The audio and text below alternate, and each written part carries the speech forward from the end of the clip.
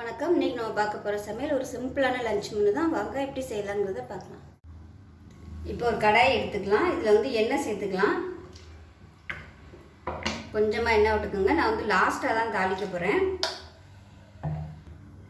எண்ணெய் சூடானதும் வெங்காயம் சேர்த்துக்கலாம்.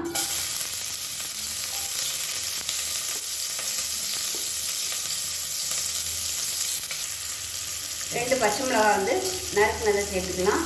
அதோட முள்ளங்கி சேர்த்துக்கலாம்.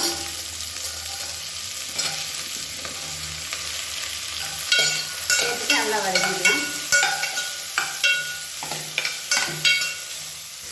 முள்ளங்கி நல்லா வதங்கிடுச்சு. இதில் வந்து முள்ளங்கி நல்லா வதங்கிடுச்சு. இந்த ஸ்டேஜில் ஒரு 2 கத்திரிக்காயை நறுக்கிட்டு சேர்த்துக்கலாம். அதே மாதிரி ஒரு உருளைக்கிழங்கு வந்து நறுக்கிட்டு சேர்த்துக்கலாம்.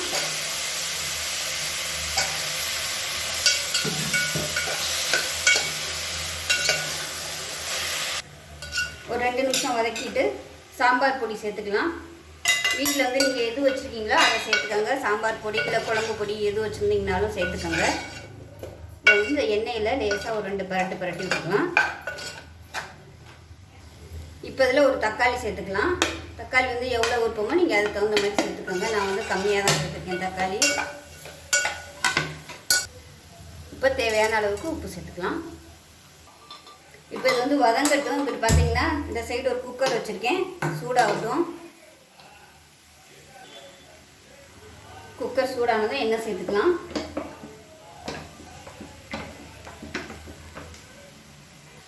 இந்த சைடு காய் எல்லாமே நல்லா வதங்கிடுச்சு. இப்போ இதில் தண்ணி சேர்த்துக்கலாம். கலந்துட்டு மூடி வச்சிடலாம். அது பாட்டுக்கு வெந்துட்டு இருக்கட்டும்.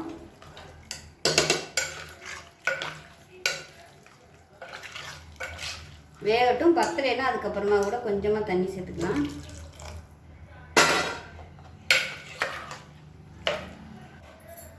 இப்போ எண்ணெய் காஞ்சதும் கடுகு சேர்த்துக்கலாம். கொஞ்சமாக ஜீரகம் சேர்த்துக்கலாம். இதோட கருவேப்பிலை கொஞ்சம் சேர்த்துக்கலாம்.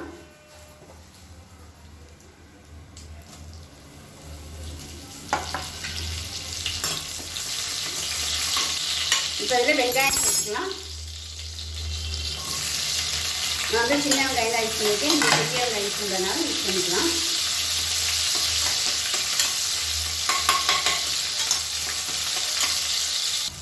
வெங்காயம் வதங்கினதும் அது கூடவே ஒரு முருங்கைக்காயை சேர்த்துக்கலாம். நான் வந்து ஒரு மீடியம் சைஸாக ஒரு 3 முருங்கைக்காய் எடுத்துருக்கேன். ஏன்னா வாழைக்காய் வறுவல் வேறு பண்ணுறதுனால இதில் கொஞ்சம் அதில் கொஞ்சமாக தான் பண்ணுறேன்.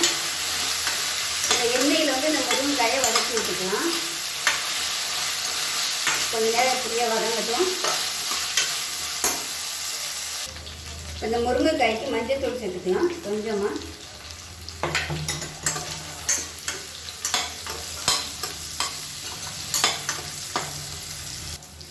முருங்கைக்காயை நல்லா வதக்கியாச்சு. இப்போ இதில் பார்த்தீங்கன்னா ஒரு 3 டேபிள் ஸ்பூன் அளவுக்கு துருவின தேங்காய், ஜீரகத்தூள், மிளகாத்தூள், 1 டேபிள் ஸ்பூன் மிளகாத்தூள். இப்போ இது எல்லாத்தையுமே கொஞ்சம் நல்லா நைஸாக அரைச்சி வச்சுட்டு இந்த மசாலாவை சேர்த்துக்கலாம். மசாலா சேர்த்துட்டு நல்லா ஒரு 2 நிமிஷம் மிதமான தீயில வதக்கி வச்சுக்கலாம். இப்போ இதில் கொஞ்சமாக உப்பு சேர்த்துக்கலாம். கல் உப்பு சேர்த்துருக்கேன். பத்தலைன்னா அப்புறம் சேர்த்துக்கலாம். மசாலா நல்லா வதங்கி எண்ணெய் பிரிஞ்சு வருது. இந்த ஸ்டேஜில் கொஞ்சமாக தண்ணி சேர்த்துக்கலாம். தண்ணி வந்து சூடு பண்ணி வச்சுருக்கேன். இந்த தண்ணியை வந்து சேர்த்துக்கலாம். ஒரு 1 டம்ளர் அளவுக்கு தண்ணி சேர்த்துருக்கேன். விசில் விட்டதுக்கப்புறம் ஓப்பன் பண்ணிவிட்டு தண்ணி இருந்துச்சுன்னா நம்ம வற்ற விட்டுக்கலாம். ஒன்றும் பிரச்சனை இல்லை. தண்ணி இல்லாமல் போச்சுன்னா அப்புறம் அடி பிடிக்கும். இது நல்லா கலந்து விட்டாச்சு. இதில் கொஞ்சமாக கொத்தமல்லி இலை சேர்த்துக்கலாம். சேர்த்துட்டு மூடி வச்சிடலாம். இப்போ குக்கரை வந்து நான் அந்த அடுப்புக்கு மாற்றிட்டேன். விசில் போட்டுடலாம். விசில் போட்டுட்டு நல்லா ஒரு 2 விசில் வந்துட்டு ஸ்டீம் போனதுக்கப்புறம் பார்க்கலாம். இந்த சைடு பார்த்திங்கன்னா ஒரு கடாய் போட்டிருக்கேன். எண்ணெய் விட்டுக்கலாம். இது வந்து வாழைக்காயை வறுக்க போகிறோம். எண்ணெய் சூடாகட்டும். இதில் பார்த்திங்கன்னா ஒரு சின்ன சைஸாக ஒரு 5 வாழைக்காய் எடுத்திருக்கேன். வாழைக்காய் எடுத்துகிட்டு குக்கரில் வந்து நல்லா ஒரு 2 விசில் விட்டுட்டு உடனே எடுத்துடணும். அந்த சுடுதண்ணிலே வச்சுருந்தோம்னா ரொம்ப குழஞ்சி போகும். அதனால் 2 விசில் வந்ததுமே ஸ்டீம் வந்து எடுத்து விட்டுட்டு வாழைக்காய் வந்து வெளியில் எடுத்து வச்சுருங்க. ஆறுனதுக்கப்புறம் இந்த மாதிரி கட் பண்ணி வச்சுருக்கேன். இப்போ எண்ணெய் காயட்டும். இப்போ எண்ணெய் நல்லா சூடாயிடுச்சு. கடுகு சேர்த்துக்கலாம். கொஞ்சமாக சோம்பு சேர்த்துக்கோங்க ஃப்ளேவருக்காக. கருவேப்பிலை சேர்த்துக்கலாம். இப்போ அதில் ஒரு 1/4 டேபிள் ஸ்பூன் அளவுக்கு இஞ்சி பூண்டு பேஸ்ட் சேர்த்துக்கலாம். இஞ்சி பூண்டு பேஸ்ட் வந்து நிறைய சேர்த்தோம்னா ஒரு மாதிரி கசக்கிற மாதிரி வந்துடும். அதனால கம்மியாகவே சேர்த்துக்கோங்க. இப்போ இதையும் எண்ணெய் நல்லா வதக்கி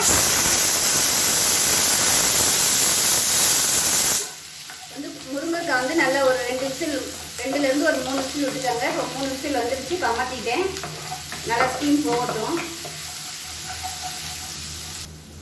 இஞ்சி பூண்டு பேஸ்ட்டு நல்லா வதங்கிடுச்சு. இப்போ நம்ம வாழைக்காயை சேர்த்துக்கலாம். வாழைக்காய் வந்து நல்லா தனித்தனியாக எடுத்து விட்டுக்கோங்க, இல்லைன்னா உள்ளே போட்டதுமே எல்லாமே ஒன்றோட ஒன்று ஒட்டிக்கிறோம்.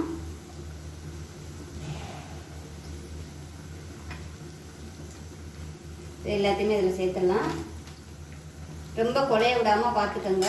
குழஞ்சிருச்சுன்னா நம்ம போட்டு கிளறையில் மேற்கொண்டு ரொம்ப உடஞ்சி போகும். இது வந்து நல்லா அப்படியே பெரட்டி விட்டுக்கலாம். சாஃப்டாக கிளறி விட்டுக்கோங்க.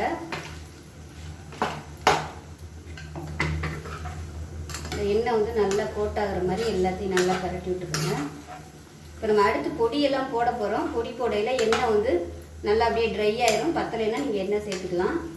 இது வந்து இப்படியே இருக்கட்டும். நல்லா அப்படியே ரோஸ்ட் ஆகி வரட்டும். இன்னும் கொஞ்சம் நல்லா அகலமான கடாயாக எடுத்திங்கன்னா நல்லா ரோஸ்ட் ஆகி வரும். நல்லா அப்படியே ரோஸ்ட் ஆகட்டும். அதுக்கப்புறமா நம்ம பொடியெல்லாம் சேர்த்துக்கலாம். இப்போ இதில் தேவையான அளவுக்கு உப்பு சேர்த்துக்கலாம். உப்பு சேர்த்துட்டு நல்லா பரட்டி விட்டுக்கலாம்.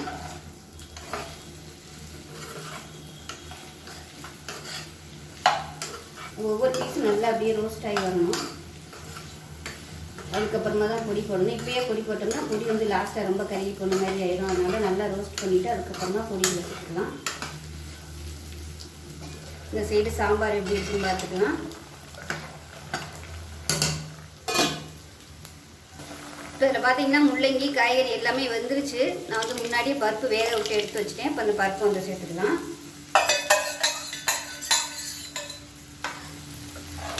கலந்து விட்டு நல்லா கொதிக்கணும். பருப்பு சேர்த்துட்டு கொதிக்க ஆரம்பிக்குது. இதில் வந்து புளி தண்ணி சேர்த்துக்கலாம். எவ்வளோ தேவையோ நீங்கள் அதுக்கு அந்த மாதிரி சேர்த்துக்கோங்க. இப்போ வாழைக்காய் நல்லா ரோஸ்ட் ஆகிடுச்சு. இந்த ஸ்டேஜில் பார்த்தீங்கன்னா பொடி எல்லாம் சேர்த்துக்கலாம். 1 டேபிள் ஸ்பூன் மிளகாத்தூள், அதே மாதிரி 3/4 டேபிள் ஸ்பூன் தனியாத்தூள், 1/4 டேபிள் ஸ்பூன் மஞ்சத்தூள், 1/4 டேபிள் ஸ்பூன் ஜீரகத்தூள், நல்லா 1/2 டேபிள் ஸ்பூன் பார்த்தீங்கன்னா கார்ன்ஃப்ளவர் எடுத்துருக்கேன். இதுக்கு பதிலாக நீங்கள் அரிசி மாவு கூட சேர்த்துக்கலாம். 1/4 டீஸ்பூன் போல் கரம் மசாலா, இது எல்லாத்தையுமே சேர்த்துக்கலாம்.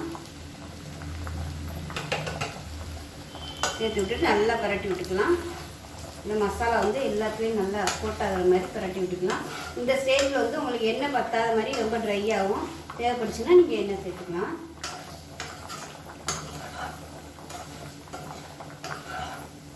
இந்த மாதிரி கரண்டி வச்சு கிளறதுக்கு கஷ்டமாக இருந்துச்சுன்னா நீங்கள் வந்து டாஸ் பண்ணி விட்டுக்கோங்க. எனக்கு இப்போ 2 சைடும் பாத்திரம் இருக்கிறதுனால என்னால் பண்ண முடியலை.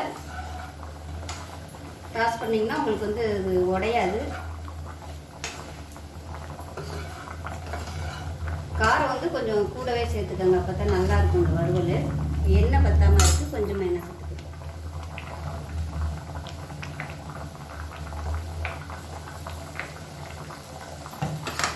சேர்த்து மீடியம் ஃப்ளேமில் இருக்கட்டும். அப்படியே நல்லா ரோஸ்ட் ஆகி வரட்டும். அந்த பொடியோட பச்சை வாசனை எல்லாமே போகணும். வாழைக்காய் ரோஸ்ட் ஆகிட்டு இருக்குது. இதில் மேலாப்பில் கொத்தமல்லி இலை சேர்த்துக்கலாம். இந்த ஃப்ளேவர் வந்து நல்லா இறங்கும்.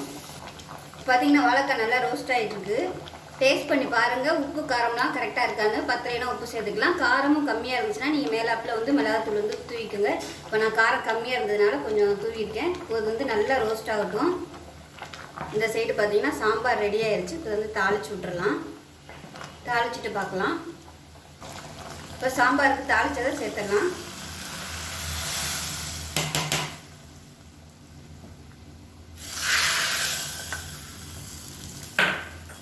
அவ்வளோதான், முள்ளங்கி சாம்பார் ரெடி ஆயிடுச்சு. அப்படியே கொத்தமல்லியில் போட்டு மூடி வச்சிடலாம்.